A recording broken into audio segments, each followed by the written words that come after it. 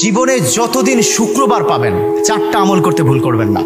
আজকে শুক্রবার না, আমি জানি না 4টা আমল করেছেন কিনা বা করছেন কিনা, আপনারা মিলিয়ে নেবেন। যদি 4টা আমল আজকে না করে থাকেন, আজকে থেকে জীবনে যতদিন শুক্রবার পাবেন 4টি আমল করতে ভুল করবেন না। পারবো তো ইনশাআল্লাহ?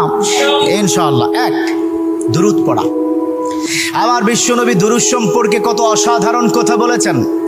একজন সাহাবা এসে বললেন, ইলা রাসূলুল্লাহ সাল্লাল্লাহু আলাইহি ওয়াসাল্লাম, ও নবী, আমি যদি আপনার প্রতি দিনের 1/3 ধরে দুরূদ শরীফ পড়ি আমি কি নিয়ামত পাবো? বিশ্বনবী বললেন, তুমি যদি দিনের 1/3 ধরে আমার প্রতি দুরূদ শরীফ পড়ো তোমার জন্য বিশাল উপকার হবে, আরো বাড়িয়ে পড়লে তোমার জন্য আরো ভালো হবে। সাহাবা মহা খুশি হয়ে গেলেন, ইয়া রাসূলুল্লাহ, আমি দিনের অর্ধেক সময় জুড়ে যদি আপনার প্রতি দুরূদ শরীফ পড়ি তাহলে কি হবে? বিশ্বনবী বললেন, এটা বিশাল শুভ সংবাদ তোমার জন্য, তার চাইতে আরো বাড়িয়ে পড়লে তোমার জন্য আরো ভালো। সুবহানাল্লাহ। বিশ্বনবীর কথা আবেগতাড়িত হয়ে সাহাবা বললেন, ও নবী, আমি পুরো 24 ঘন্টার যখনই সময় পাবো তখনই যদি আপনার প্রতি দুরূদ শরীফ আমি পড়তে পারি গো নবী। আমার নবী মুচকি এসে বললেন, তাই যদি হয়, ওয়া কানা মাই ফিল জান্নাহ, ও আমার সাহাবা, তুমি যদি 24 ঘন্টা ধরে যখন সুযোগ পাও তখনই দুরূদ শরীফ পড়ো, তুমি আমার সাথে আল্লাহর জান্নাতে যাবে। সুবহানাল্লাহ। এর মানে দুরূদের কি পাওয়ার!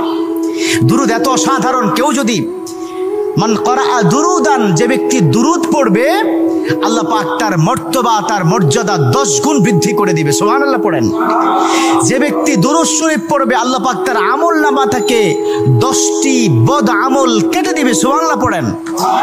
যে ব্যক্তি দুরূদ শরীফ পড়বে আল্লাহ পাক তাকে 10টি নিয়ামত দান করবেন, যে নিয়ামত সে কখনো ভাবতে পারেনি। সুবহানাল্লাহ পড়েন। তার মানে দুরূদ শরীফ কি কত অসাধারণ না? মান লাজিমাল ইস্তিগফার। দ্বিতীয়টি হচ্ছে ইস্তেগফার পড়া। জুমার দিনে অবশ্যই ইস্তেগফার পড়বেন।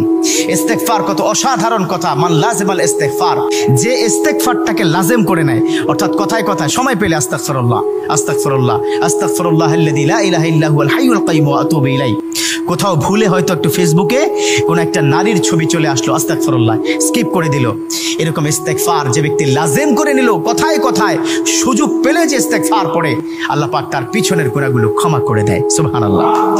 তৃতীয় নম্বর কাজ দেব, জুমার দিনে ভুল করবেন না, সেটা হলো ফজরের নামাজটা আদায় করতে ভুল করবেন না। এখন যদি আমি জিজ্ঞাসা করি, মাশাআল্লাহ এখানে যতজন আছেন আজকে ফজরের নামাজ পড়ছেন কিনা, মনে হয় না আমি খুব বেশি পাবো যে ফজরের নামাজ পড়েছেন। আর 4 নম্বর যেটা হচ্ছে, জুমার দিনে যতদিন জুমার দিনে আপনি পাবেন সবার আগে মসজিদে প্রথম কাতারে আসবেন। বিশ্বনবীর হাদিস যে প্রথম কাতারে সর্বপ্রথম মসজিদে প্রবেশ করবে, রব্বে কারীম তার আমল নামায় উটের গায়ে যে পরিমাণ পশম থাকবে সম পরিমাণ পশমের সওয়াব তার আমল নামায় আল্লাহ পাক দিয়ে দিবে। সুবহানাল্লাহ। তা 4টা আমল করবো তো ইনশাআল্লাহ। আল্লাহ পাক কবুল করে নিক। আমিন।